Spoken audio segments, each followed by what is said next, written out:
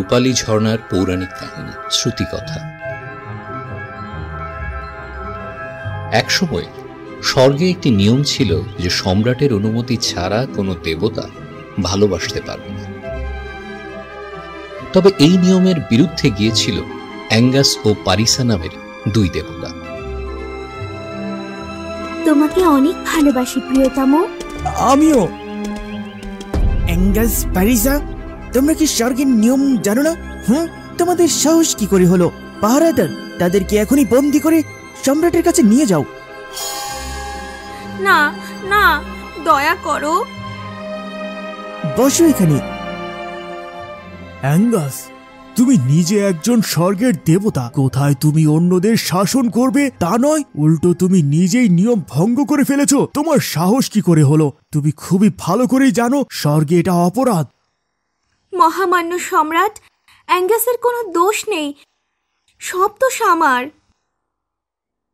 তোমার অপরাধের কথা তো এখনো বললামই না, তার আগেই তুমি তাকে রক্ষা করছো। যে পবিত্র পানি স্বর্গের সবাইকে অমর করে রাখে, সেই পবিত্র পানি রক্ষা করার দায়িত্ব তোমার। এমন পবিত্র জায়গায় থেকে এই কাজ করার সাহস তুমি কোথায় পেলে?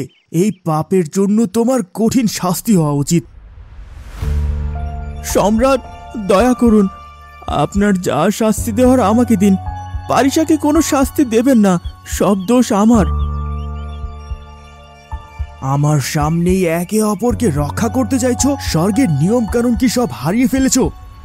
সম্রাট, অ্যাঙ্গাস এবং পারিসা স্বর্গের নিয়ম ভেঙেছে, যার জন্য তাদের কঠিন শাস্তি হওয়া উচিত। কিন্তু স্বর্গ এবং পৃথিবীর মানুষের জন্য অনেক ভালো কাজও তারা করেছে।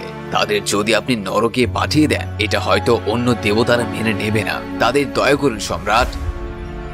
এটা সত্যি যে তারা দুজন অনেক ভালো কাজ করেছে। শুধু এই কারণে শাস্তি হিসেবে আমি তোমাদেরকে পৃথিবীতে পাঠিয়ে দিচ্ছি। সেখানে তোমরা মানুষের মতোই জন্ম, মৃত্যু, বার্ধক্য এসব কষ্ট ভোগ করবে। মানুষের জীবন কত কষ্টের সেটা যখন বুঝতে পারবে, তখন আবার তোমরা দেবতা হিসেবে জন্ম নিতে পারবে। আগে সম্রাট, আপনাকে ধন্যবাদ। ধন্যবাদ মহান সম্রাট।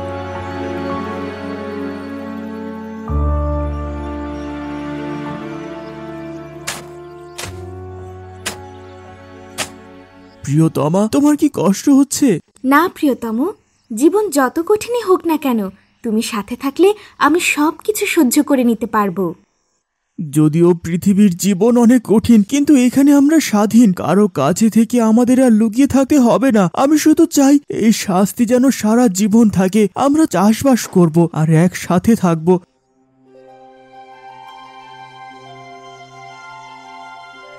এরপর থেকে পারিসা এবং অ্যাঙ্গাস পৃথিবীতে মানুষের মতো জীবন কাটাতে থাকে। শীঘ্রই তাদের ঘর আলো করে একটি ছেলের জন্ম হয়। তাদের খুশির আর সীমা রইল না। থামো খরগোশ, যেও না।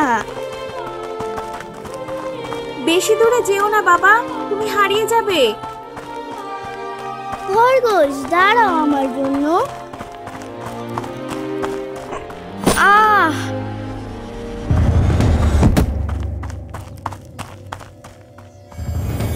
তোমাদের মানব জীবন এখানেই শেষ।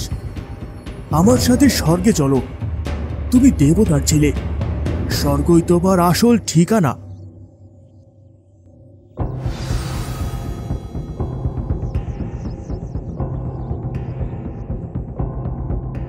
ছেলে, ছেলে, ছেলে, আমার ছেলে ছেলে। আমার।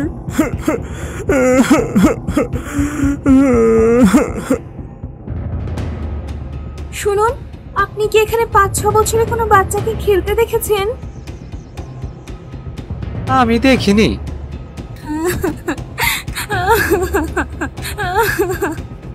আমার বাচ্চা, কোথায় চলে গেলে তুমি?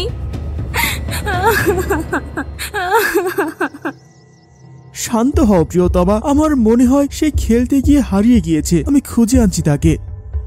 ছেলে, আমার ছেলে। প্রিয়তম, সে ওখানে নিচে।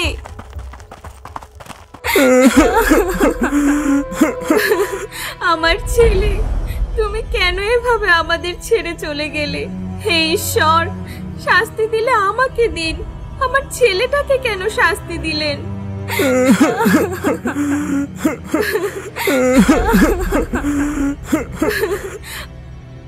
ও আমার ছেলে, ও পারিসা।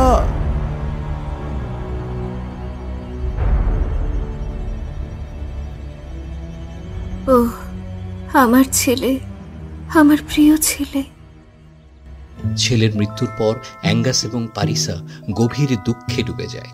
ছেলে ফিরে আসবে এই আশায় পারিসা সারা দিন নাওয়া খাওয়া ছেড়ে দিয়ে ঘরের দরজায় বসে অপেক্ষা করে। আমাকে মাফ করে দাও, আমি তাকে দেখে রাখতে পারিনি। না আমি ভালো বাবা, না আমি ভালো স্বামী হতে পেরেছি।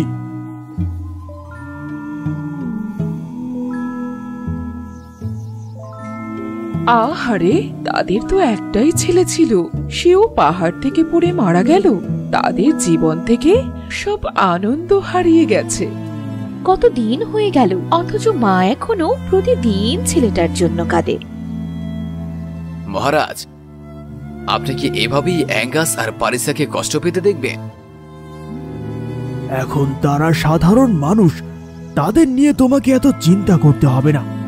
তাদেরকে এখন সাধারণ মানুষের মতোই পৃথিবীর আনন্দ, দুঃখ, কষ্ট ভোগ করতে হবে।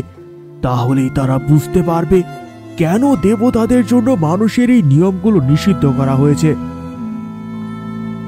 আজ্ঞে মহারাজ, কিন্তু তাদের ছেলেটার কি হবে? ছেলেটি আবার দেবতা হিসেবে জন্ম নেওয়ার জন্য অপেক্ষায় আছে। এখনই কিছু বলো না তো, সব নষ্ট হয়ে যাবে। আরে অ্যাঙ্গাস, একসময় কি ছিল আর কি হয়ে গেছে এখন? আরে অ্যাঙ্গাস, তুমি এখানে কি মনে করে? আরে গ্রিফিন, তুমি? আমি কি স্বর্গের দরজায় এসে পড়লাম নাকি? আমি এমনি এমনি হাঁটতে হাঁটতে চলে এসেছি। আরে বাহ, তুমি দাবা খেলছো নাকি? গুটিগুলো তো দারুণ অবস্থানে আছে। দাও, আমি কিছু তোমাকে দান দিয়ে দেখাচ্ছি। কি সৌভাগ্য আমার! গত কয়েক মাসেও এই দান কেউ জিততে পারেনি। আপনার মতো দক্ষ দাবা খেলোয়াড় আর ছিল না। আমি খুবই সৌভাগ্যবান যে আজকে স্বর্গের দেবতা অ্যাঙ্গাস আমার সাথে খেলছে।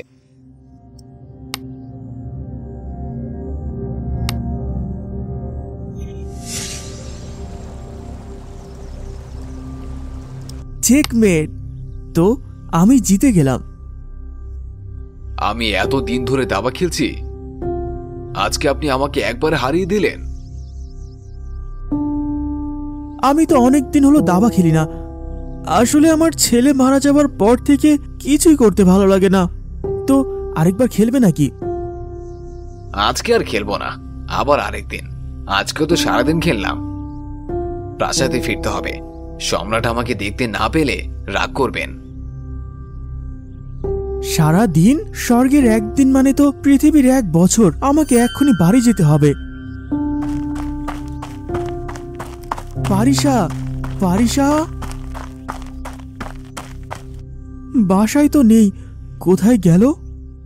শুনুন, আপনি কি আমার স্ত্রীকে দেখেছেন? আপনি এতদিন কোথায় ছিলেন? প্রায় 6 মাস আগে আপনার স্ত্রী খুবই অসুস্থ হয়ে পড়েছিল। সে আপনার সন্তানের প্রতীক্ষায় ছিল। তার চুল একদম সাদা হয়ে গিয়েছিল। মৃত্যুর আগ পর্যন্ত আপনার বাড়ির পেছনে যে পাহাড় আছে,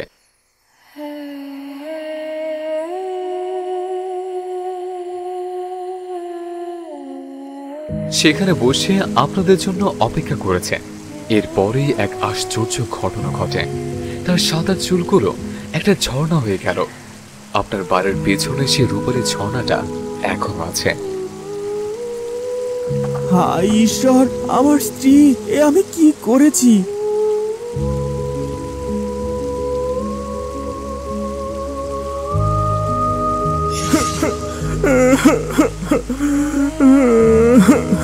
পারিসা, পারিসা, আমি একটা ব্যর্থ মানুষ। আমাকে যখন তোমাকে সবচেয়ে বেশি প্রয়োজন ছিল, আমি তোমার পাশে থাকতে পারিনি। আমি শুধু আমার নিজের কষ্টটাই দেখেছি, কিন্তু এটা বুঝতে পারিনি যে সন্তান হারিয়ে তুমিও আমার মতোই কষ্টে ছিলে।